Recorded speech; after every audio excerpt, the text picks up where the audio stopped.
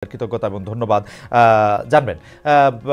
আপনাকে শুভেচ্ছা জানিয়ে আমি বৈষম্য বিরোধী আমাদের সাথে আরেকজন গেস্টের পরিচয় করে দিতে চাই। তিনি বৈষম্য বিরোধী ছাত্র আন্দোলনের কেন্দ্রীয় সমন্বয়ক জনাব আবু বকর মজুমদার। জনাব আবু বকর মজুমদার আমার খুব প্রিয় ভাজন, স্নেহভাজন এবং একজন একজন একজন আমি কি বলবো ছাত্র রাজনীতিবিদ, সমন্বয়ক কর্মী। বকর মজুমদার, আপনি আমাদেরকে সময় দিয়েছেন, সেজন্য আপনি আমাদের কৃতজ্ঞতা এবং শুভেচ্ছা জানবেন। তবে আমি প্রথমে মাসুদ কামাল ভাইয়ের কাছে একটু যেতে চাই যে জনাব মাসুদ কামাল ভাই, আপনি জানেন যে গতকাল বিএনপির দিক থেকে একটা নতুন দিক আমরা দেখলাম, সেটা হলো যে অন্তর্বর্তী সরকার নিরপেক্ষ কিনা এই নিয়ে সংশয় শঙ্কার কথা বিএনপি মহাসচিব বলেছেন। তিনি আরও বলেছেন যে বিবিসি বাংলারে দেয়া সেই সাক্ষাৎকারে তিনি আরও বলেছেন সরকার নিরপেক্ষ থাকতে না পারলে নিরপেক্ষ সরকারের প্রয়োজন হবে। তিনি আসলে কি বোঝাতে চাইছেন, কি বার্তা দিলেন তিনি অন্তর্বর্তীকালীন সরকারের কাছে? আমার একটা টেক অবশ্য আছে, সেটা আপনার টেকটা শুনে আমি হয়তো এটার মধ্যে এটা একটু বলতে চেষ্টা করব।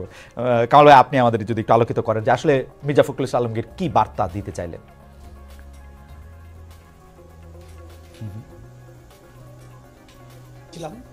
পরে সকালে আমি এটা ডিটেল আমি পড়েছি। আমার কাছে কিন্তু ওনার কথাকে অযৌক্তিক মনে হয় নাই। উনি যেটা বলার চেষ্টা করেছেন যে যদি এই সরকার নির্বাচন পর্যন্ত নিরপেক্ষ থাকতে না পারে তাহলে নিরপেক্ষ সরকারের অধীনে ওনারা নির্বাচন চাইবেন এবং তখন নতুন সরকার গঠনের প্রশ্ন হতে উঠবে। এগুলো আকার ইঙ্গিতে বলা হতো। আরেকটা জিনিস উনি বলেছেন এখানে যে কেন নিরপেক্ষ থাকতে পারবে না বলে মনে করেন, সেই কথাটা আমি ওনার অন্য একটা কথা আমি পেয়েছি। সেটা কিন্তু বলেছেন যে এই সরকারের মধ্যে যারা আছেন, সরকারের যারা পার্টনার হিসেবে আছেন, তাদের কেউ কেউ তো রাজনৈতিক দল করার চেষ্টা করছেন এবং তারা রাজনীতি করবেন এবং নির্বাচনেও অংশ নেবেন বলে নানা ধরনের কথাবার্তা ওনারা শুনেছেন অথবা দেখেছেন। দেখাও যাচ্ছে, অনেকেই দেখা যাচ্ছে তারা রাজনীতি করবেন, নির্বাচন করবেন, সে ধরনের প্রস্তুতি এলাকাতেও দেখা যাচ্ছে।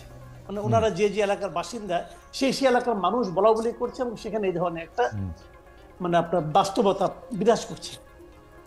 তো যদি এই সরকার এরা যদি সেখানে নির্বাচন করে তাহলে তো সেই সরকারটাকে আমি নিরপেক্ষ বলতে পারি না।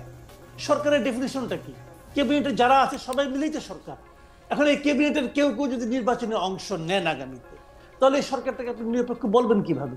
আমি তো বলতে পারবো না। তো সেক্ষেত্রে উনি বলছেন যে তারা এদের নিরপেক্ষতা হারাবেন উনি, আর যদি এই সরকার নিরপেক্ষতা হারায় তাহলে তো এই সরকারের অধীনে নির্বাচন হতে পারে না। লজিক্যালি একদম পারফেক্ট কথা উনি বলেছেন। কিন্তু না কামাল ভাই, এই পর্যায়ে আমি একটু জানতে চাইতে পারি যে আমরা কি ডক্টর ইউনূসের সরকারকে সব রাজনৈতিক সরকারের মতোই বিবেচনা করতেছি? আমরা কি এইটা ভাইবা নিতেছি যে ডক্টর ইউনূস সরকারের প্রধান আছেন বলে এই মুহূর্তে তার ক্যাবিনেটে যে 2-3 জন তারা যদি নির্বাচন করেন তাহলে পুরো সরকার মিলে তাদেরকে সাহায্য সহযোগিতা করবে ওই রাজনৈতিক দলকে? আমরা কি ভারতে উদাহরণ এতদিন পর্যন্ত দেই নাই? আমরা কি একটু আস্থা ডক্টর ইউনূসের উপরে রাখতে পারবো না যে উনি সরকারে থাকলেও সরকারের মধ্যে থেকে ক্যাবিনেটের 2-3 জন গিয়া ইলেকশন করলে উনি পুরা ইলেকশন প্রভাবিত হইতে দিবে, বা এই নির্বাচন কমিশন এই আস্থা আমাদের ডক্টর ইউনূসের উপর? মির্জা ফখরুল ইসলাম আলমগীর এই আস্থা রাখলেন? মির্জা ফখরুল ইসলাম আলমগীর জি মির্জা ফখরুল ইসলাম আলমগীর কথা বাদ দেন, আমি আমার কথা বলি। শুনেন, ডক্টর ইউনূসকে আপনি কিভাবে বিচার করেন? ডক্টর ইউনূসকে এই দেশের মানুষ 8 তারিখের আগে পর্যন্ত যেভাবে দেখেছেন আর আজকে যেভাবে দেখছেন, আপনি দুটার মধ্যে মিল পেতে পারেন, আমি পাই না। 8 তারিখের আগে ডক্টর ইউনূস ছিল সারা দেশের মানুষের কাছে একটা আস্থার প্রতীক, উনি আমাদের অনেক কিছু করে দিবেন। আজকে কি তাই মনে করেন আপনি? নো, বাংলাদেশের বাস্তবতা সেটা বলে না। কামাল ভাই, আমি